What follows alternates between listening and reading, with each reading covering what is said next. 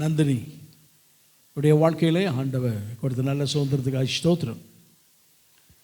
திருமண காரியத்துக்கு பல நாட்கள் ஜெபித்ததன் பலன் அந்த காரியங்களை வாய்க்க பண்ணினார். அதோடு மாத்திரமல்ல, ஆண்டவர் நல்ல ஒரு சுதந்திரத்தை கட்டளையிட்டார். கர்த்தருக்கு மகிமையுண்டாவதாக. ஆண்டவர் பிரகாஷுக்கும் நந்தினி கொடுத்ததான நல்ல ஒரு சுதந்திரத்துக்காக ஸ்தோத்திரம். கர்த்தர்களை ஆசீர்வதிப்பாராக. சிறு பிள்ளையை இடத்தில் வருவதற்கு இடம் கொடுங்கள், பரலோக ராஜ்யம் அப்படிப்பட்டவருடையது என்று இயேசு சொன்னார். சீசர்களால் சிறு பிள்ளையை விரட்டி எடுக்கும்போது சிறு பிள்ளையை கொண்டு வாருங்கள்னு சொல்லி ஜெபித்து ஆசீர்வதித்து அந்த பிள்ளைகளை அனுப்பினார். கர்த்தருக்கு மகிமையுண்டாவதாக. தேவ சமூகத்திலே பிள்ளைகளை ஜெபித்து ஆசீர்வதிக்க வேண்டும். நாம் பிரதிஷ்டை என்று தான் ஒன்றை வைத்திருக்கிறோம் என்று சொன்னால், ஆண்டவர் கொடுத்த அந்த பிள்ளையை இனி அந்த பிள்ளை யாருக்கு தான் பெற்றெடுப்பதற்கு கர்த்தர் ஒரு கருவியாக நம்மை வைத்திருக்கிறார். ஆனால் அந்த பிள்ளை ஆண்டவருடைய பிள்ளை, தேவன் அருளும் ஈவு. ஆமாம், பிள்ளைகள் கர்த்தரால் வரும் சுதந்திரம், அது தேவன் அருளும் ஈவு என்று சொல்லி வேதத்தில் வாசிக்கிறோம். ஆகவே தேவன் கொடுத்த அற்புதமான சுதந்திரம். கர்த்தருக்கு மகிமையுண்டாவதாக. அந்த சுதந்திரத்தை கட்டி காப்பதற்கு அல்லது அந்த பிள்ளையை தெய்வ பக்தியில் வளர்க்க வேண்டியதான பொறுப்பு எல்லாமே இவர்களுக்கு உண்டு. கர்த்தருக்கு மகிமையுண்டாவதாக. ஆகவே கர்த்தருடைய வாழ்க்கையில் அற்புதமான வேலை செய்வார். குழந்தையை தெய்வ பக்தியை வளர்ப்பதற்கு, அவருக்கென்று வாழ பண்ணுவதற்கு கர்த்தர் அனுக்கிரகப்பட்டவராக. அப்போ அந்த பிள்ளையை வளர்க்க வேண்டிய பிரகாரம் என்ன செய்ய வேண்டும் என்று சொன்னால், வேதத்திலே பல பகுதிகள் சொல்லப்பட்டிருக்கு. பிள்ளையை வளர்க்க வேண்டிய எப்படி வளர்க்கணும் அப்படிங்கிறதுக்காக சில சட்டத்திட்டங்கள்லாம் கொடுக்கப்பட்டிருக்குது.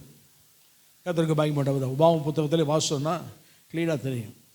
நீ உன் பிள்ளைகளோடு போகும்போதும் வரும்போதும் அல்லது நடக்கும்போதும் உட்கார்ந்துருக்கும் போதும் படுத்திருக்கும் போதும் பிள்ளைகளுக்கு என்ன செய்யணுமா, தேவனுடைய காரியங்களை குறித்து, வேத வசனங்களை குறித்து கருத்தாக என்ன செய்ய வேண்டும், போதிக்க வேண்டும். அதற்கு மகிமையுண்டாவதாக. இந்த இளம் பிராயத்திலே கற்றுக் கொடுப்பது, அது முதிர் வயதிலே அவன் என்ன செய்யாது இருப்பானா, விடாது இருப்பான் என்று சொல்லப்படுகிறது.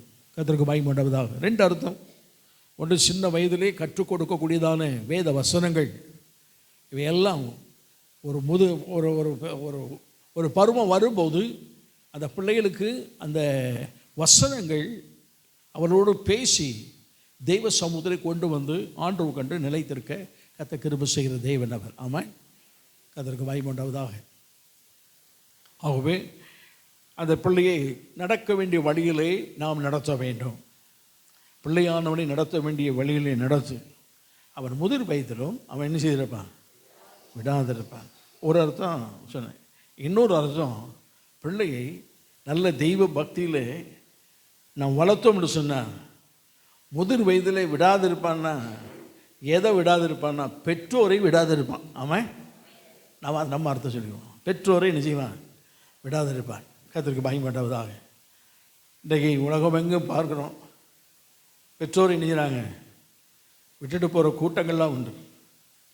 ஆனால் பெற்றோரை விட வேணாம். அதாவது பெற்றோர் மீது இருக்குதான கரிசனைகள் அதெல்லாம் வருவதற்கு பிள்ளை வளர்க்க வேண்டிய பருவத்தை வளர்த்திருக்க வேண்டும். கர்த்தருக்கு மகிமையுண்டாவதாக. அப்போ கர்த்தர் இந்த பிள்ளையை வளர்க்க வேண்டிய எல்லா காரியத்தையும் திட்டம் வைத்திருக்கிறார், கொடுத்துருக்கிறார். இந்த பிள்ளை வளரும் போது, இப்போ கை குழந்தை ஒன்றும் தெரியாது, இன்னும் வளரும் போது, விவரம் தெரிந்து வளரும் போது உங்களை தான் பார்க்கும். முதல் வாரம் உங்களை தான் பார்க்கும். கர்த்தருக்கு மகிமையுண்டாவதாக. வீட்டிலே பாசம் செலுத்தக்கூடிய பாட்டி இருக்கலாம், தாத்தா இருக்கலாம். நீங்கள் எப்படி சொல்லி கூப்பிடுவீங்க, பாட்டி தாத்தா. கர்த்தருக்கு மகிமையுண்டாவதாக. பாட்டி தாத்தா இருக்கலாம். உங்கள் மீது உள்ள அந்த பாசத்தை விட பிள்ளைக்கு அவங்க மீது தான் ரொம்ப பாசம் இருக்கும். பொய் சொல்ல, உண்மைதான். கர்த்தருக்கு மகிமையுண்டாவதாக. ஏன்னா நாம் அடக்குவோம். அமைதியாக இரு, போகாத, உட்காரு, கண்டிப்பாக சொல்லுவோம். அவங்க அப்படி செய்ய மாட்டாங்க. அவங்களுடைய அரவணைப்பு வேறு மாதிரி இருக்கும். அதனால் அங்கே ஓடி போயிடும். இங்கே ஏன்னு கூட்ட போதும் பாட்டி மடியில் போய் உட்காந்துக்கணும். நம்மளால் ஒன்றும் சொல்ல முடியாதுங்கிற லெவலுக்கு வரும். ஆகவே ஆனாலும் எத்தனை பாதுகாப்பு, எத்தனை பாசம் இருந்தாலும் அந்த பிள்ளைகள் பார்க்க வேண்டியது உங்களை தான் பார்க்கும். உங்களுடைய ஜெபம், உங்களுடைய இருவருடைய வாழ்க்கை, இருவருடைய அணுகுமுறைகள் அந்த பிள்ளையுடைய வாழ்க்கையில் அது மனதில் அழுத்தி நல்ல ஒரு தெய்வ பக்தியுள்ள மனுஷனாக அல்லது நல்ல குடும்ப வாழ்க்கைக்கு நல்ல ஆயத்தம் உள்ள ஒரு பிள்ளையாக அது வளர வேண்டும். ஆமாம், கர்த்தருக்கு மகிமை தான். அந்த பிள்ளைக்கு சொல்லும் போதே வேத வசனங்களை சொல்லிக் கொடுக்க வேண்டும். எதை சொல்லிக் கொடுக்குறோமோ இல்லையோ வேத வசனத்தை கட்டாயம் சொல்லிக் கொடுக்க வேண்டும். ஆமாம், கர்த்தர் உதவி செய்வாராக. ஆண்டு கொடுத்த சுதந்திரத்துக்கு நன்றி. இந்த பிள்ளையை தெய்வ பக்தி நடத்துவதற்கு, வேத வசனத்தில் நடத்துவதற்கு நீங்கள் தான் பொறுப்பு.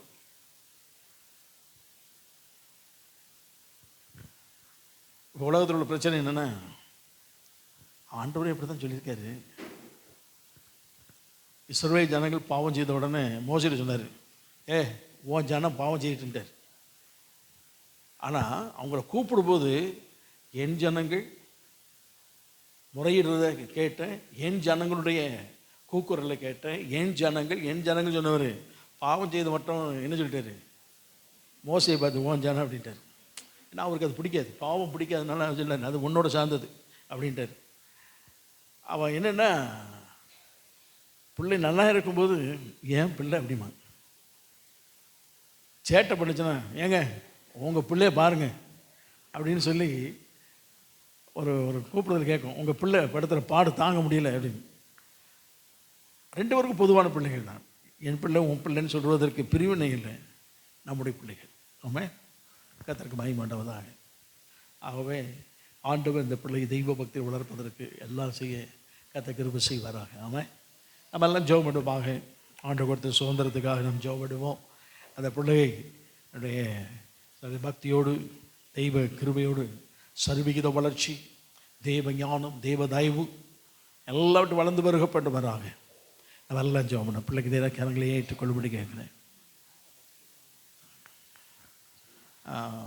டேவிட் சிஸ்டர் அது மாதிரி கேட்குறேன்.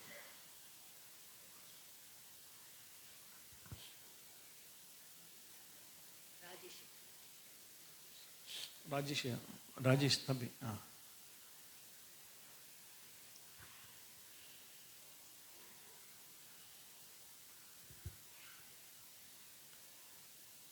நல்லா ஜெபமா எல்லாம் பிள்ளைக்கு நேராக கரங்களை நீட்டி கொள்ளும்படி கேட்குறேன். ஸ்தோத்திரம். பரிசுத்த நல்ல பிதாவே, உமக்கு ஸ்தோத்திரம். ஆண்டவரே, பிரகாஷ்க்கு நந்தினிக்கு நீ கொடுத்த நல்ல சுதந்திரத்துக்கு நன்றி ஐயா. ஆண்டவர் கொடுத்த நல்ல சுதந்திரத்துக்காக ஸ்தோத்திரம். இந்த வருடத்தில் நீ எத்தனையோ நன்மை செய்தீர். அந்த நன்மைகளிலே ஒன்று நீ கொடுத்த சுதந்திரத்துக்கு நன்றி ஐயா. தாயும் செய்யும் நலமுடன் இருப்பதற்கு எங்கள் ஆண்டு உதவி செய்தீர். எல்லாவற்றுக்கும் நன்றி. பிள்ளையுடைய கரத்தில் ஒப்பு கொடுத்து ஜெபிக்கிறோம். காலங்கள் நடுவே உங்களுடைய வருகை தாமதமாயிருந்து பிள்ளை வளர்ந்து பெருகி ஆண்டவரே படிப்பதிலும் கற்றுக்கொள்வதிலும் ஞானத்திலும் அறிவிலும் தெய்வ தயவு மனுஷ தயவு எல்லாப்படி ஆண்டவரே நிறைந்திருக்கவும், ஆண்டவரே படித்து முன்னேறி மாத்திரமல்ல, உலக ரீதியான காரியங்கள் மாத்திரமல்ல, ஆண்டுடைய காரியங்களிலும் பிரகாசிக்க பண்ண வேண்டும் என்று கேட்கிறோம் ஐயா. ஆண்டவரே, பிள்ளையோடு உடைய கிருபை இருக்கும்படியாக ஜெபிக்கிறோம். இருவரும் கொடுத்த நல்ல சுதந்திரத்துக்கு நன்றி. அவர்களும் அதை தெய்வ பக்தியோடு வளர்ப்பதற்கு தேவையான கிருபைகளை அவர்கள் கட்டளையிடுவீராக. உம்முடைய நாமத்தினாலே நீர் கொடுத்த சுதந்திரத்தை நாங்கள் வாழ்த்தி சபையாய் ஒன்று கூடி வாழ்த்தி பிதா குமாரன் பரிசுத்த ஆவியின் நாமத்தினாலே கிறிஸ்டினா என்று பெயரிட்டு அழைத்து நாங்கள் வாழ்த்துகிறோம் ஐயா. தேவ பிரசனம் தெய்வ வல்லமை பிள்ளையோடு இருப்பதாக. எல்லா வீணான பார்வைகள், கண்கள், ஆண்டவரே இன்ஃபெக்ஷன், சேதங்கள் எல்லாவற்றையும் விலக்கி காக்கும்படியாக நாங்கள் ஜெபிக்கிறோம். சட்டின் மறைவு இருக்கட்டும், ஆசீர்வதியும். இயேசு கிறிஸ்து மூலம் ஜெபிக்கிறோம் நல்ல பிதாவே, ஆமென்.